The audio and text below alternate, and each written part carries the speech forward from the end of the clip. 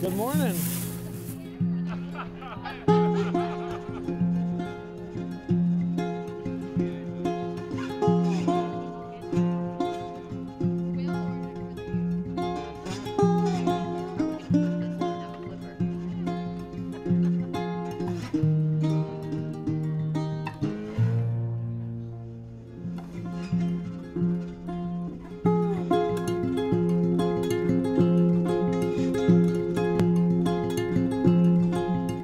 I was adamantly opposed to the drilling. I don't feel good about what it could do even long term, and maybe it'll be safe short term, but I really have concerns about what it could do with water, soil, air, and I'd rather not have it, but there was like a fervor in our area. Everybody was so happy to get the payment, the money for the leases. And that they were going to drill anyway. They're going to take the oil from under us, and you know, if our property was damaged in any way, that we'd kind of be stuck. We wouldn't have any recourse for, you know, finding a new farm or the resources to do that. So it was a hard thing for my wife and I to really just struggle over and pray through, and so we did end up leasing with the company.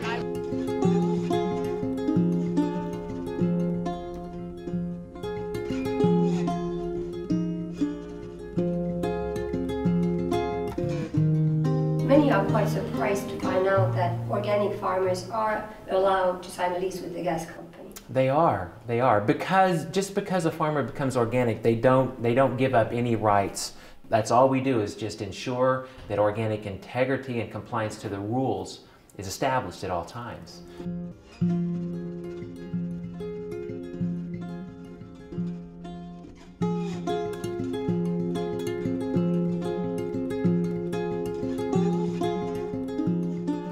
There are inherent risks, certainly, with fracking, and they know this, and we get a lot of calls. You know, how can I protect myself and such in case of a spill? Well, the thing is that all we can do is say that if a spill occurs, we cannot ensure that the farm can remain compliant. You know, we will have to inspect the farm, and if the spill occurred on certified land, and through the course of inspection we found that there was contamination, then we would have to pull that certification for at least 3 years. They would have to go through a transition period and bring that land back into organic certification. So that's a risk that an organic producer takes.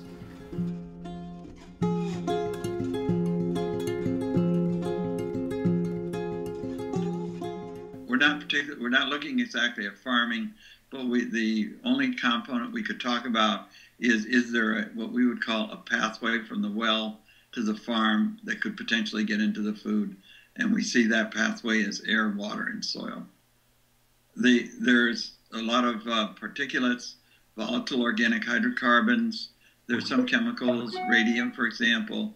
There's some other chemicals such as polyaromatic hydrocarbons, which are a group of highly structured materials that whose toxic actions are very well known. They're neurotoxins, and they also produce cancer. There are fluorides and other things that are used in the fracking system that produce serious skin damage.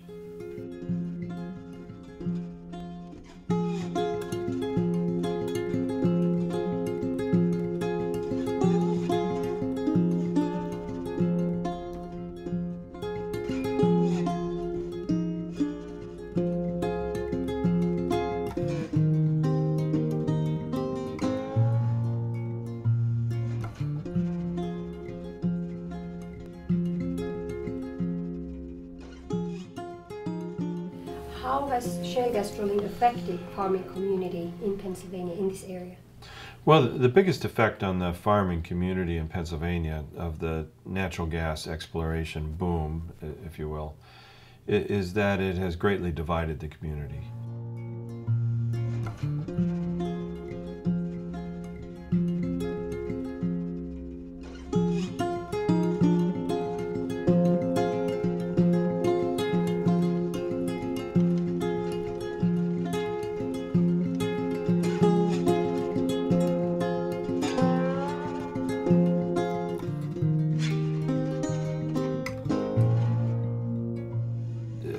those who have signed gas leases usually don't want to talk about it. Those who haven't signed usually want to talk about nothing else.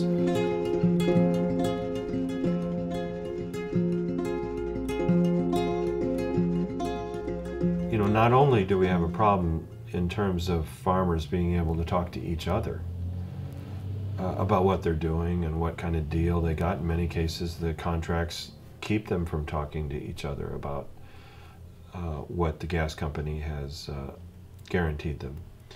But even more so, it's going to be very difficult for farmers to talk with their customers. And if their customers have questions, the farmer's not really going to have answers anyway, because none of us have answers. None of us know if there's a legitimate and persistent threat to the food supply based on the presence of gas drilling.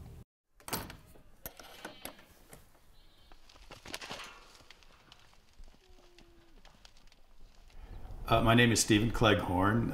We are at Paradise Gardens and Farm in Jefferson County, Pennsylvania.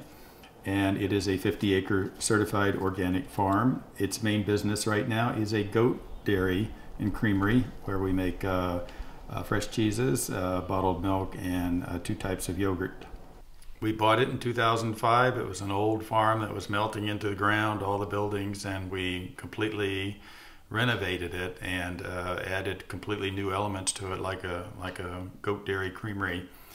We were both PhD doctors, and we both agreed that this was the biggest intellectual challenge of our life, is trying to figure out how to farm and how to take care of living beings out in the barn.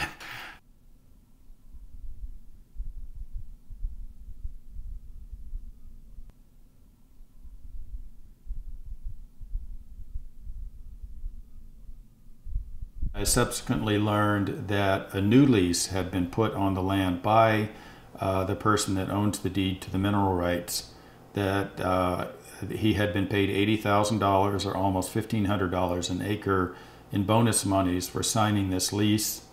And the basic purpose of the lease from the gas company's perspective was to make sure that the shale under this land could be unitized, as they call it, could be put into a gas development unit with shale all around us here.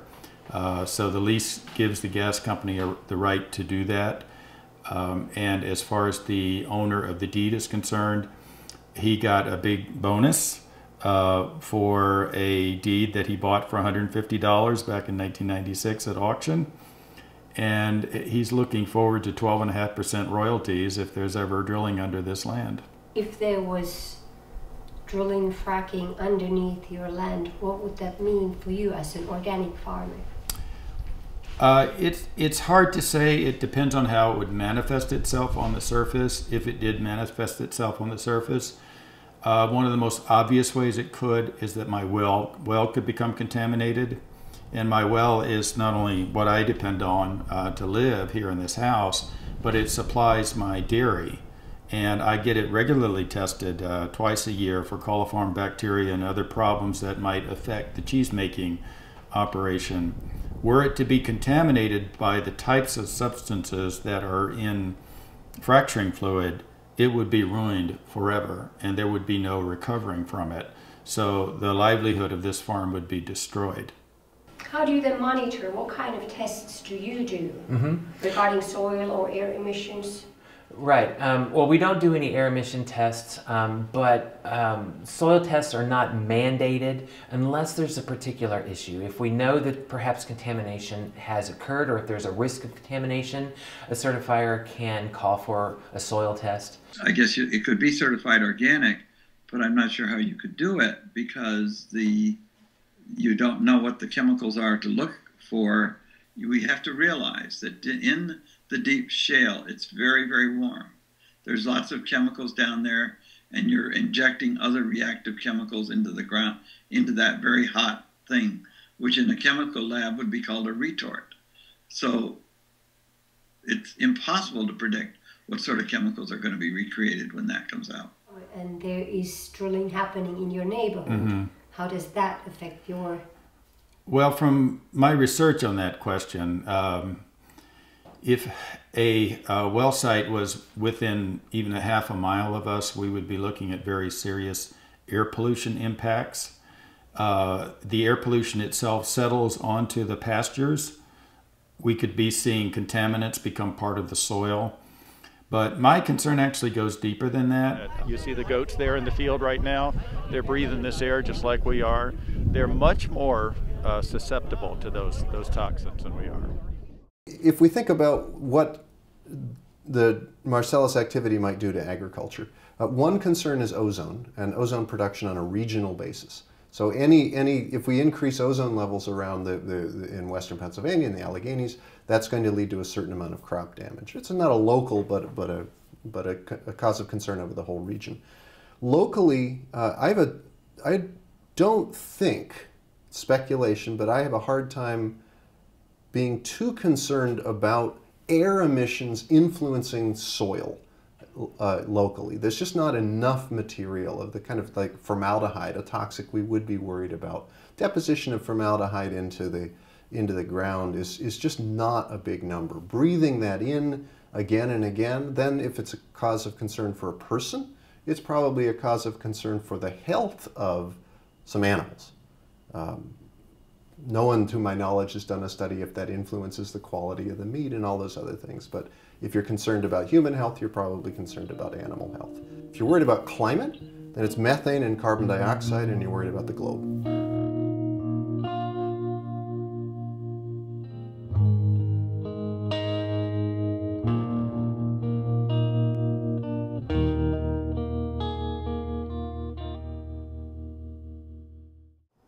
I have suffered in my life through the loss of 2 wives from cancer. Lucinda died a year ago. My first wife died of cancer.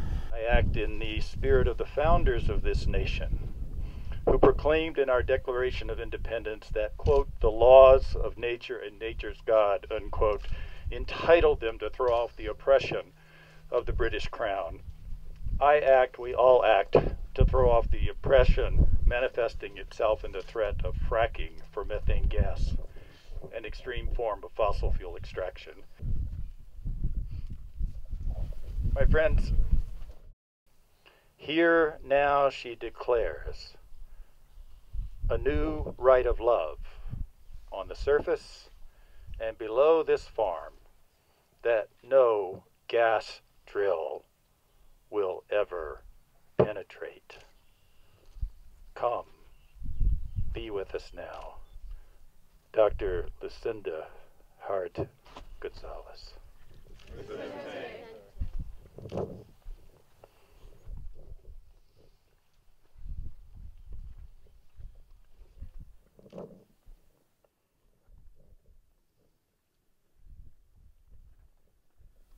Thank you all for coming.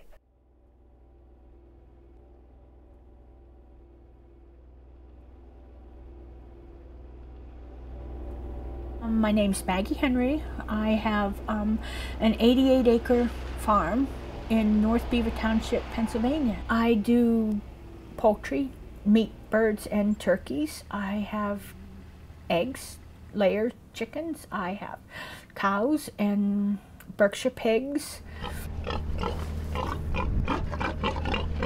I supply all sorts of different products to my farmers market, which is Farmers at the Firehouse. I supply to the East End Food Co-op. I have restaurants and businesses in Pittsburgh that buy. That cackling that you hear, that walk, walk, walk, walk, walk, that's a chicken having an egg laying party. She's just laid an egg and she's like having this little celebration. They do it every day.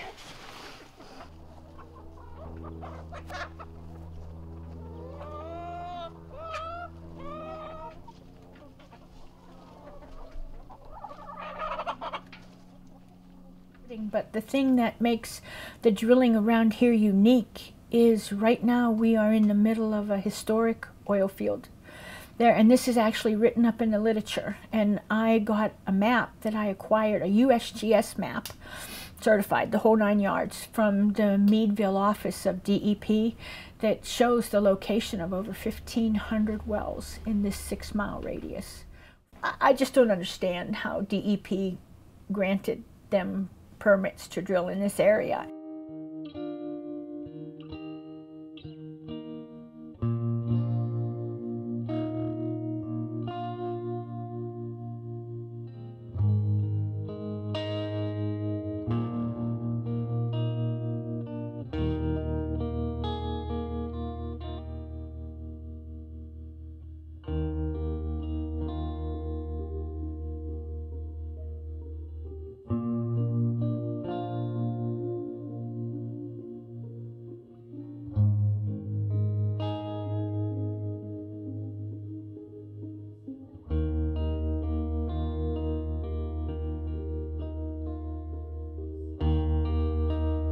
This is my pile of stuff. And that's all from the old gas wells? Yep. It set off the metal detectors and we dug it up. And it's all just old oil and gas well pipes.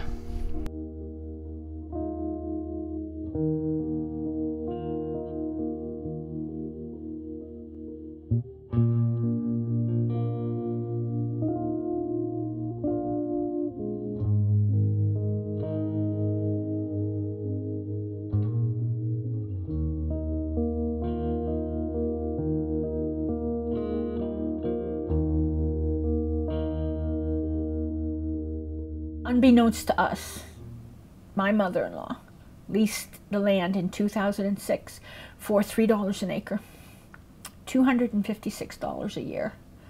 She signed this lease for, and we knew nothing about it. And she had absolutely no right to do that whatsoever. She was never, ever involved in the farm.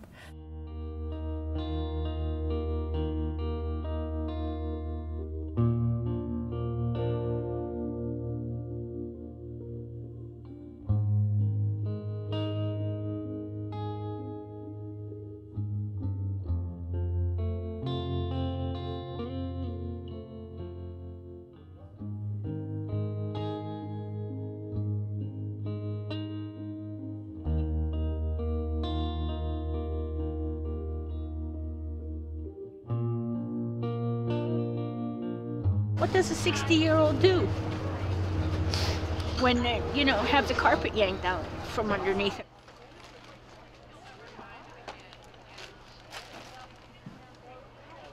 There was actually a policeman for every protester. They had these big, huge white ties that they were going to tie us up with all over their body. There was a police helicopter that just buzzed my farm. And you know what, too? I have a call in to the cop that they interviewed, and he actually said, we're here to protect the businesses in the community to make sure that they can still function. And so I was like, I'm calling that cop and finding out what he's going to do to protect me. That's good.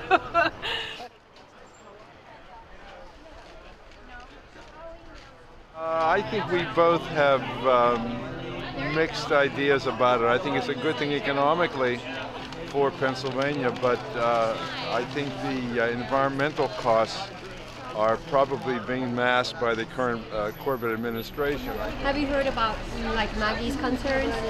No. You haven't heard that they're drilling right next to her farm, and they might be drilling on her farm too. What do you think about that? You have to stop doing that. You need to think about it. It's just stupid. So clearly there's been an effect on her farm then. We and there might be drilling on her farm. Made that turn today. It's horrible. It is. We watched them level farmland to take the coal out, and it's just disgusting, really.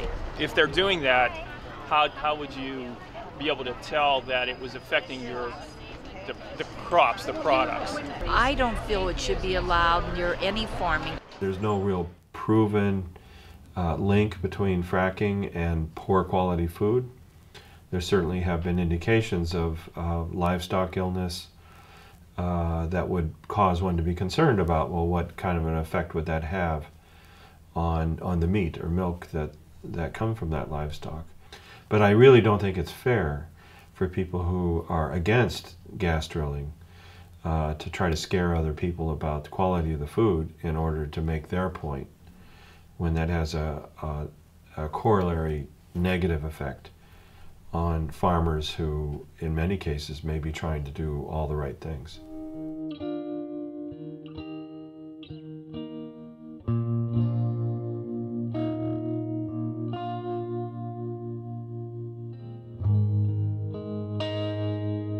Is there any safety limit? How far or close can the drilling sites be from the farms where our food is produced?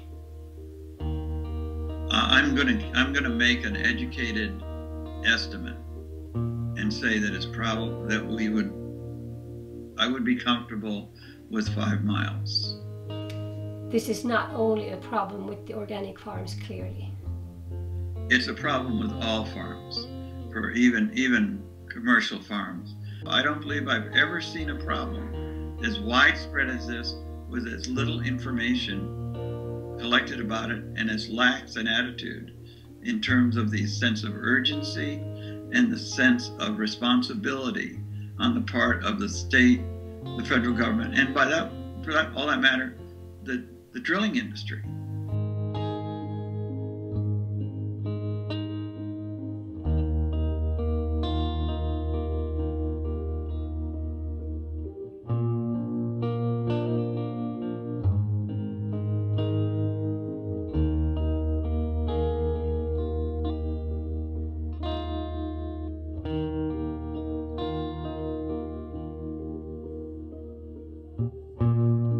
What are you going to do if and when the drilling starts in your area? Yeah, I'm trying to learn as much as I can, from good research, so we know what the negative effects would be. And I just feel kind of like my hands are tied. Like the drilling's going to happen in this area, and I don't really have much say on where they do it, other than trying to negotiate with them not to have it on our property. So yeah, we're not sure totally what to do.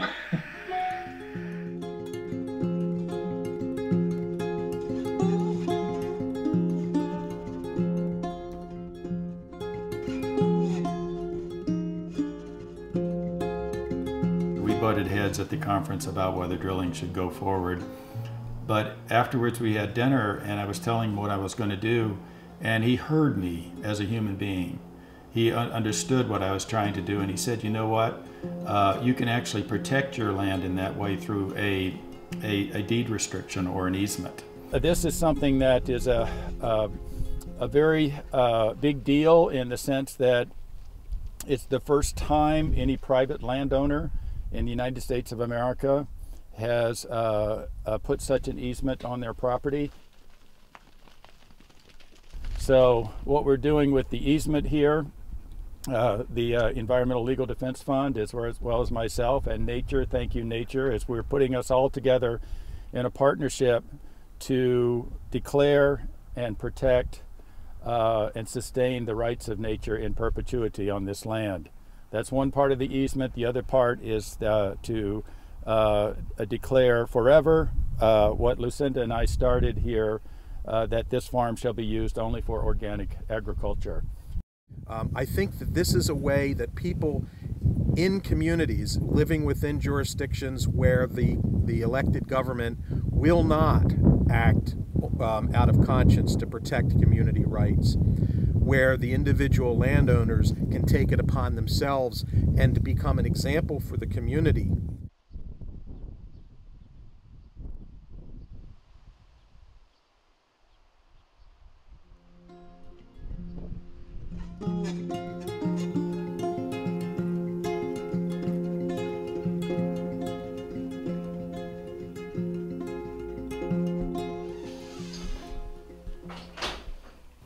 There should be much more transparency as to how these contracts are being written, about the way different gas companies do business. If you love your enemy, there's all kinds of ways that you can communicate to your enemy that say that says to them and anyone else watching that there's something serious going on here that needs to be attended to, and we can't keep doing this to each other. We were to stop and do some of the necessary studies and answer some of these questions, so that people can actually know where the risks are and where they're not likely to appear, then people could talk to each other more freely about this.